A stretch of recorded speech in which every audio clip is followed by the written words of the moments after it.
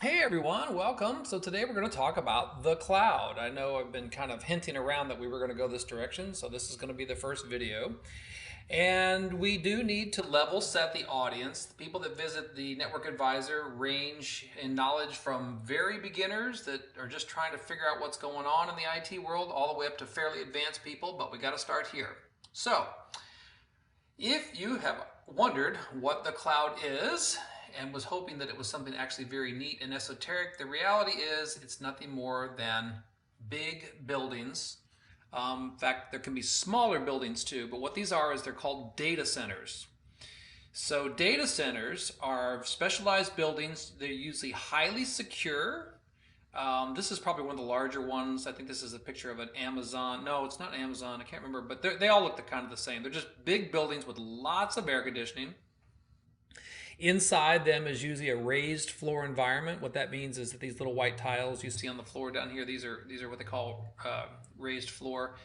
You could actually take those tiles up one at a piece, and underneath is just a kind of about a 12 to 18-inch empty space with a bunch of wires running through it. And there is basically maybe four components that really go into a data center. Um, the computer servers, the storage, which is generally either hard drives or storage area networks, and then tons and tons of electricity and tons of air conditioning. So if you notice here on the walls, they've got these big ductwork going on here for the air conditioning, because all this computing generates a tremendous amount of heat, and they have to keep these things cool in order for them to run correctly. All right, so that's really what a data center or the cloud is it's just a bunch of connected data centers. So let's get a little more specific. I showed you what it is physically, but let's talk about what cloud means to us as cloud users. So what does it do? Well, any type of digital service that you can move off premise into the cloud, so that would be computing or storage of files. It can also be real-time services like video or voice.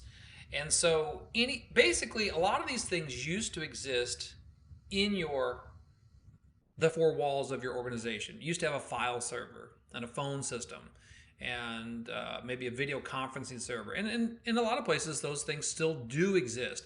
But the industry is going the direction of moving everything to the cloud. And if it's not clear so far, I'll give you some examples on one of the other slides here in a minute that will kind of help tell you a little bit more examples. Plus, near the end, I'll talk about what does this mean for you as somebody who's either a consumer of the cloud or somebody who is in this industry who wants to know more and steer their career in a direction that's more focused on cloud. So here's some examples of what cloud is in kind of an everyday perspective.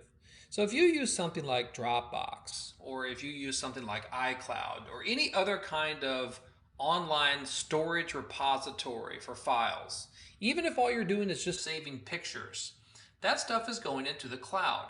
So for instance, if you have a Google Android phone and you snap pictures on it, and the pictures are saved on the phone, but they also go up into Google Photos.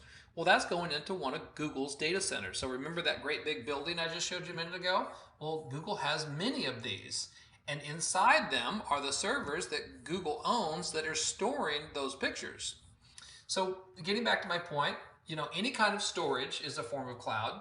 Also, most of the social media, well, really all the social media applications are leveraging the cloud. Because when you post a picture on Facebook, it's being stored in one of Facebook's data centers so that it can be served up on your Facebook page. All right, so Facebook, Instagram, Snapchat, and any one of those other chats that I'm probably not familiar with, that's all example of cloud. Now, business cloud, or maybe things that are more pertinent to IT people, are things like Amazon EC2. That is probably the biggest right now in the world in terms of cloud storage and compute. IBM does it, Microsoft does it, they call it Azure. And then so far we've talked about things like storage, all right? So Dropbox, Facebook, Amazon, that's all storage and compute. But then there's also real-time cloud services. By real-time, I mean that you're consuming something that is streaming or changing on a regular basis. So for instance, these voice over IP cloud-hosted phone systems Vonage does it, RingCentral does it.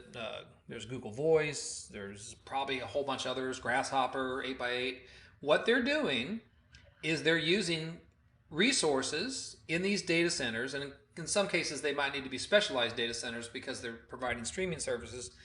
They're using the cloud to provide what used to be a box that lived in a closet in your organization. So you used to have a phone system like a Nortel or a Avaya or a Siemens, and it was usually a box about maybe 3 feet by 3 feet that hung on a wall somewhere in your organization. Well, now that box can be gone, and all that compute and logic and processing and voice streaming can all be done in the cloud now.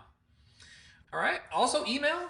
Basically almost any email service you use that's not like your corporate email is probably happening in the cloud. Although I would venture to say most organizations now have probably moved their email out to the cloud. They used to host Exchange servers inside their premises, inside their own little data centers, but most have moved out to the cloud now.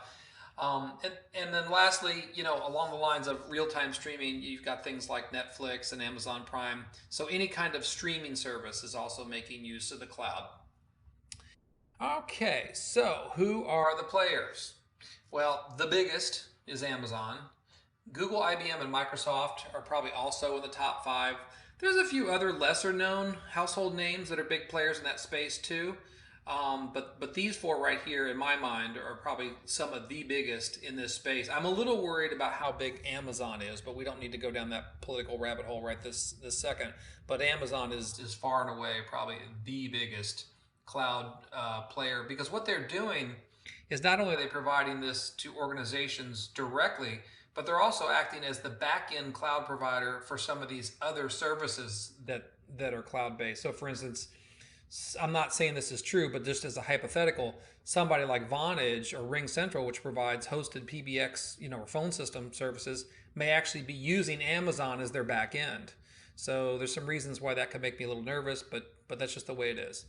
All right. Now, what does this mean for you?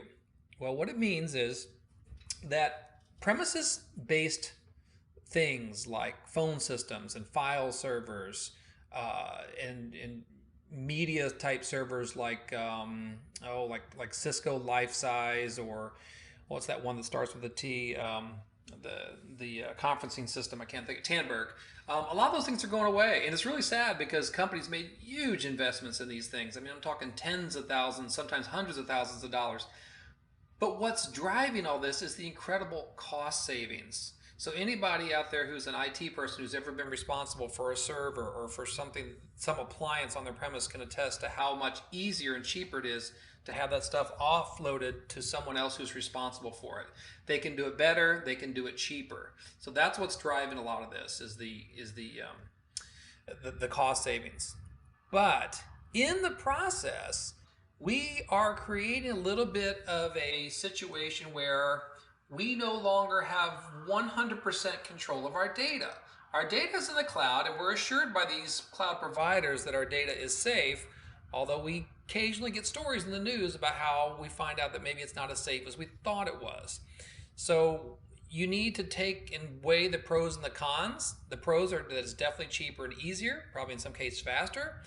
But the cons are that you don't have 100% control. What I advocate is something that's kind of been going on the last few years, is this movement towards what they call hybrid clouds, where some of your information is in the cloud and some of it is local.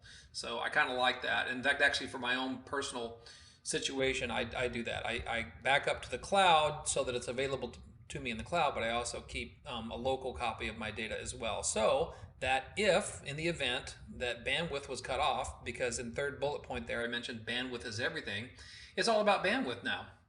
I mean, if the data centers can be, infinitely gigantic and infinitely fast, then what you're left with is just how fast is the pipe between you and the data center. That's why bandwidth becomes everything. But if that bandwidth is unavailable, or if the data center for some reason becomes inaccessible, then you've got nothing. So just something to keep in mind. All right. And then lastly, what should you be thinking about as it relates to your career? Well, I would say this, that if your career is heavily centered around anything that is a premises-based appliance, you might want to take a closer look at that and make sure that that's not going to be made obsolete by the movement towards cloud. The second thing is that security is going to really be a big deal, and we're not taking it as seriously in the first world nations as we really should be for the amount of trust that we've put into the cloud. Security should be a lot tighter than it is. Virtualization is what drives the cloud. So virtualization, maybe we could have a whole separate video just about virtualization, but that's what drives the cloud.